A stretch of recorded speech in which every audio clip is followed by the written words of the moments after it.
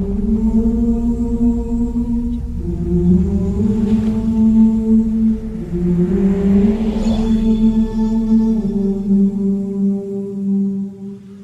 علیکم ورحمۃ اللہ وبرکاتہ۔ الحمد للہ وکفی وسلام علی عبادہ الذین اصطفی، اما بعد۔ رجب کے مہینہ میں اللہ تعالیٰ کے نبی کو اللہ تعالیٰ نے اپنے پاس بلایا، جس کو ہم معراج کہتے ہیں، شب معراج، لیلۃ المعراج، اور اس کے لیے اہتمام بھی کیا جاتا ہے عبادات کا، خیرات کا۔ یہ اللہ تعالیٰ کی بہت بڑی قدرت میں سے ایک چھوٹا سا نمونہ تھا کہ 3 کپڑوں میں اٹھایا اور سارے خلا کے پردوں کو چاک کروا کے 7 آسمان کے دروازے کھلوا کر سدرۃ المنتہا پہ جبریل کی بھی بس ہو گئی کہ اس کے آگے اتنا بھی اوپر گیا تو جل کے راکھ ہو جاؤں گا، تو اس سے اوپر آپ تشریف لے گئے، اور پھر عرش خوشی سے جھوم اٹھا، اہتز عرش الرحمن، عرش خوشی سے یوں جھوم رہا تھا۔ خوشی میں انسان بے خود ہو کر جھومنے لگ جاتا ہے، تو کہ اللہ کا عرش جھومنے لگا آپ کی آمد پر، اور پہلی ہستی ہیں جن کا قدم اللہ کے عرش پر پڑا، اور اللہ تعالیٰ اور اللہ کے محبوب کے درمیان جتنے نور کے پردے تھے اللہ نے سب ہٹا دیے، اور السلام علیک ایھا النبی ورحمۃ اللہ وبرکاتہ۔ اللہ تعالیٰ نے ایسا خوبصورت سلام پیش کیا، تو اللہ کے نبی پہ قربان جاؤں، انہوں نے اپنی امت کو بھی شریک کر لیا، السلام علینا وعلی عباد اللہ الصالحین، یا اللہ ہمارے اوپر بھی سلام ہو آپ کا، اور جو میری امت کے نیک لوگ ہیں ان پر بھی آپ کا سلام ہو، آپ کی رحمت ہو۔ تو معراج کا واقعہ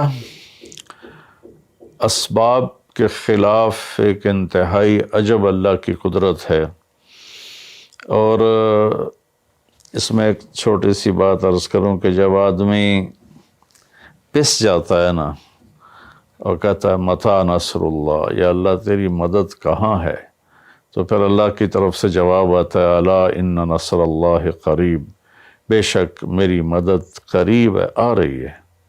یہ واقعہ طائف کے بعد پیش آیا ہے، جب آپ بے بس ہو گئے تھے، پتھر کھا کے شدید زخمی ہوئے، پھر آپ مکہ تشریف لائے تو باہر ٹھہر گئے، اندر آنے کی آپ کی سکت نہیں تھی، اور آپ نے زید ابن حارثہ کو اخنس بن شریک کے پاس بھیجا کہ مجھے پناہ دو، میں مکے میں داخل ہونا چاہتا ہوں، تو اس نے انکار کر دیا، کہا میں نہیں پناہ دیتا۔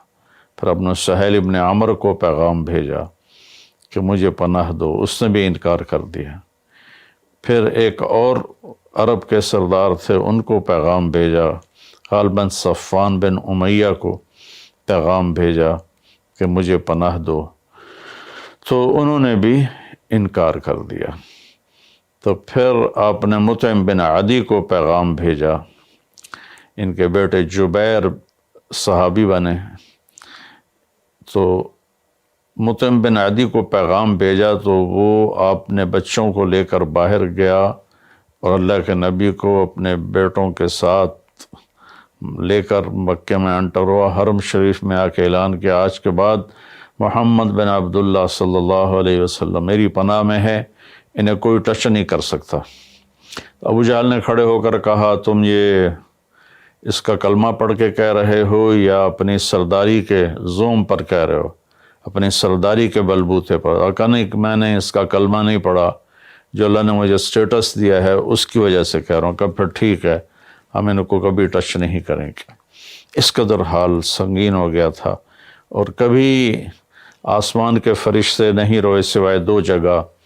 ایک دفعہ جب ابراہیم علیہ السلام نے حضرت اسماعیل کو الٹا لیٹایا اور چھری ہاتھ میں اور سر کے بال ہاتھ میں، اس طرح، اور یوں آسمان کو دیکھ کے کہا یا اللہ تو مجھ سے ناراض ہو گیا ہے کہ میرے دل میں اسماعیل کی محبت آ گئی ہے۔ اس پر آسمان کے فرشتے زار و قطار روئے تھے۔ اور ایک جب ہمارے نبی کو پتھر پڑے اور پڑھتے پڑھتے بے ہوش ہو کے گر گئے، اس وقت ساتوں آسمان کے فرشتے روئے تھے۔ اور پھر ملک الجبال حاضر ہوا، یا رسول اللہ اجازت ہو تو ان کو ایسے پیس کے سرما بنا کے رکھ دوں، ان اطبق علیہم الاخشبین۔ آپ نے کہا نہیں، لا اللہ ان یخرج من اصلابہ من یوحد اللہ، نہیں، اللہ تعالیٰ ان کی نسل میں ایسے پیدا کرے گا جو اللہ کی توحید کو ماننے والے ہوں گے۔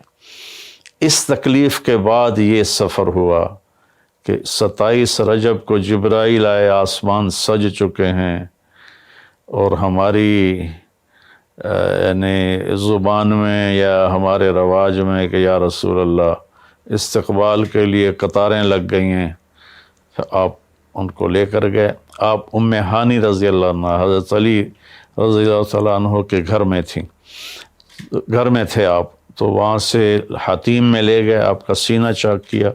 دوسرے فرشتہ وہ پانی لایا زمزم کا، اس سے آپ کے سینے کو صاف کیا، پھر دل باہر نکالا، اس کو چیرا، اس سے صاف کیا، اور پھر دوبارہ دل کو رکھ دیا، سینے کو بند کر دیا۔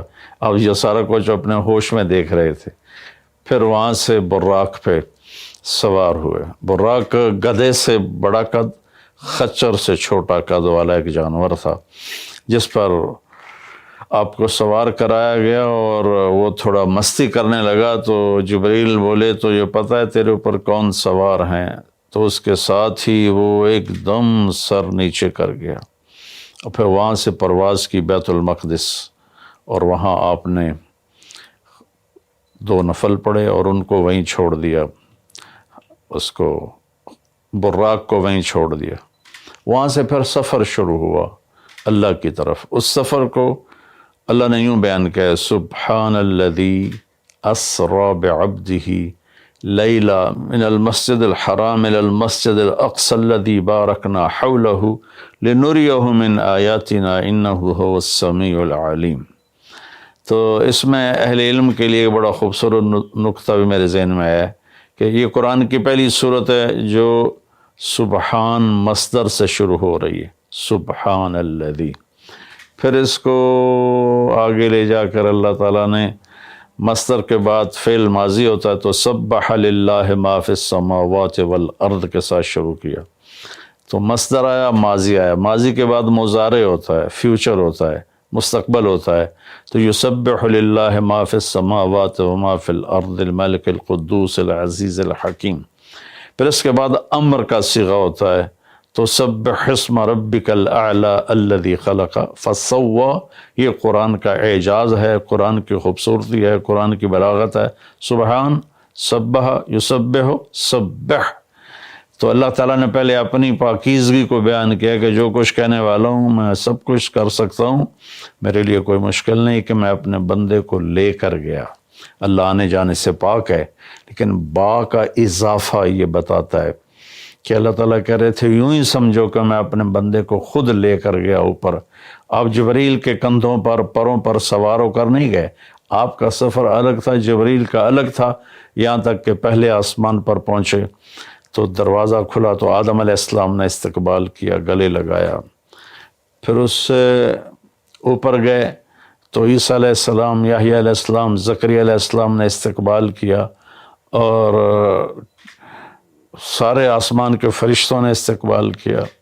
پھر اس کے بعد تیسرے آسمان پر گئے تو یوسف علیہ السلام نے استقبال کیا اور سارے فرشتوں نے۔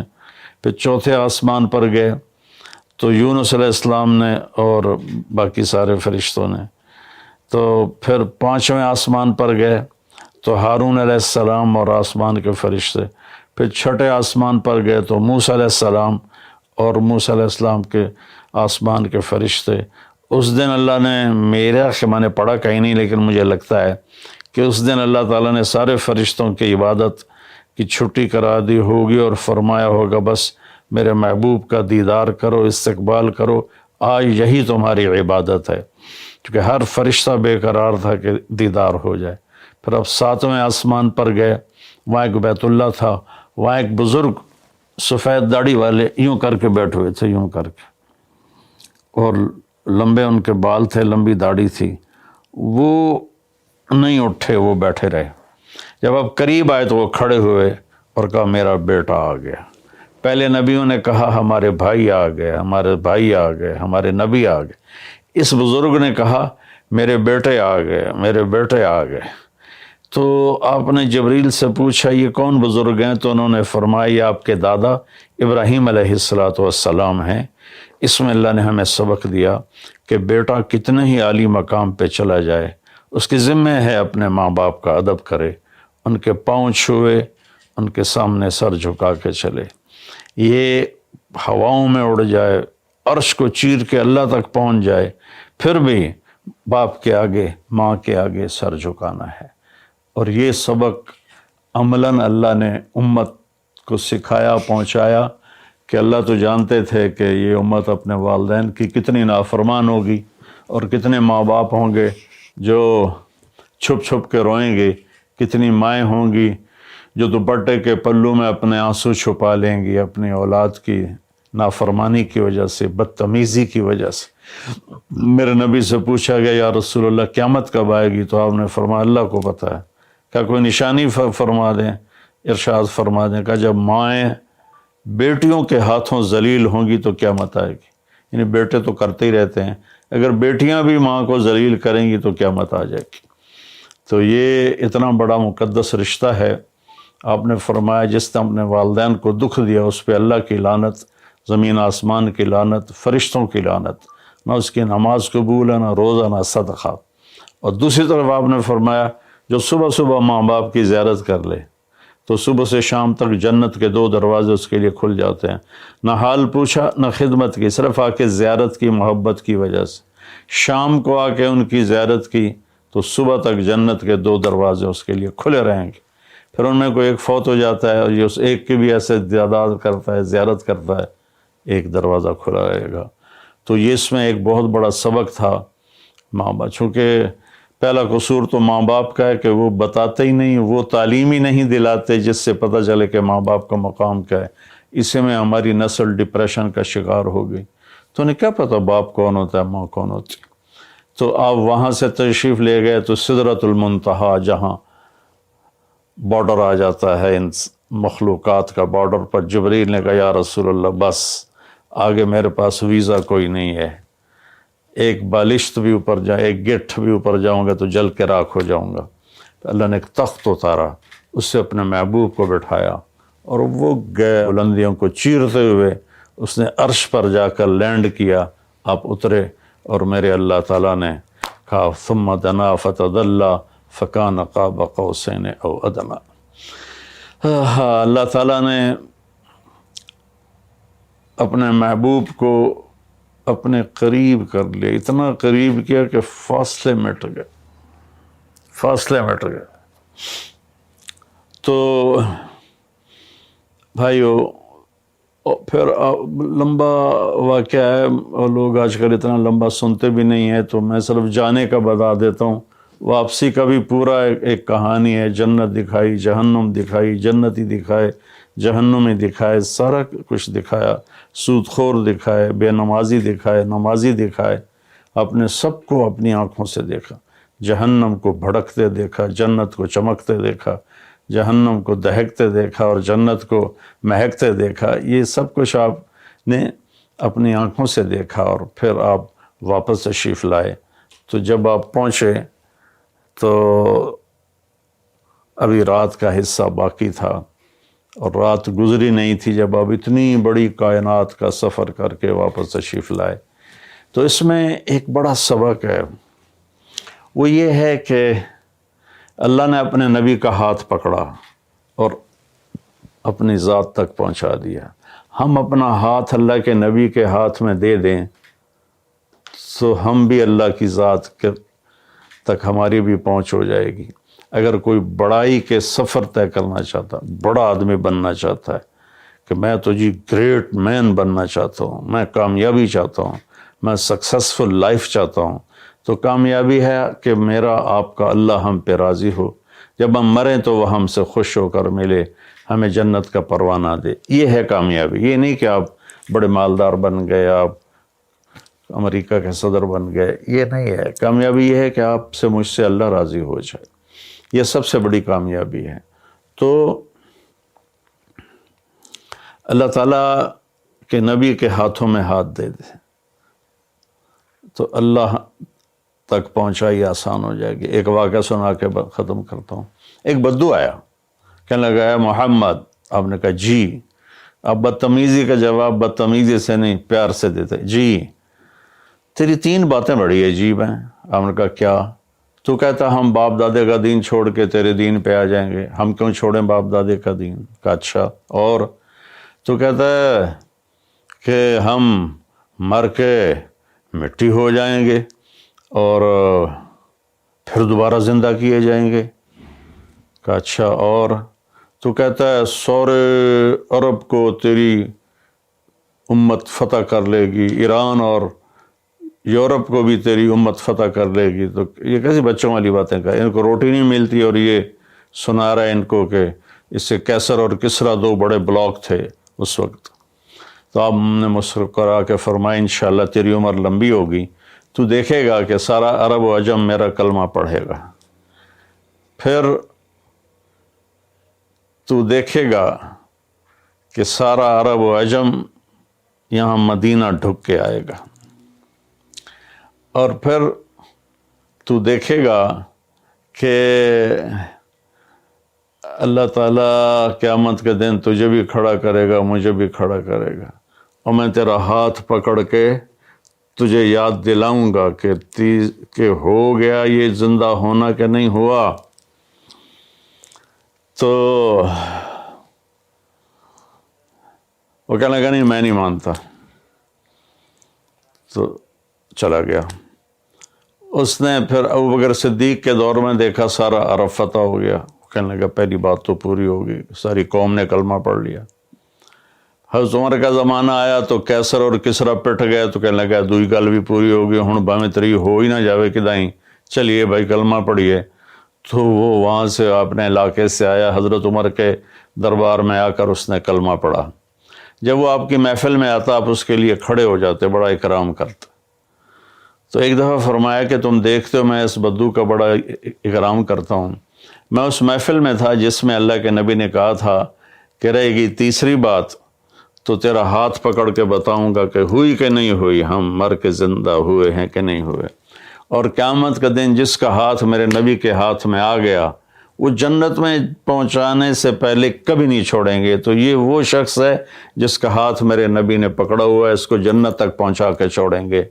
تو میرے عزیزوں، میرے بھائی بہنوں، بچوں بچیوں، ہم مختلف قسم کی نافرمانیوں کا شکار ہیں اور اس میں ہم لذت ڈھونڈتے پھر رہے ہیں اور فرسٹریشن کا شکار ہیں. ہماری نئی نسل نشوں پہ لگی ہوئی ہے. اللہ کے واسطے سب سے ہاتھ چھڑا کر اللہ کے نبی کو اپنا ہاتھ پکڑا دو. آپ کو یوں پکڑیں گے اور اللہ پاک سے جا کر ملا دیں گے اور فرشتے بھی آپ پر رشک کریں گے. یہ واقعہ معراج کی اصل تھیم ہے اور واقعہ معراج کا اصل پیغام ہے کہ محمد سے وفا تو نے تو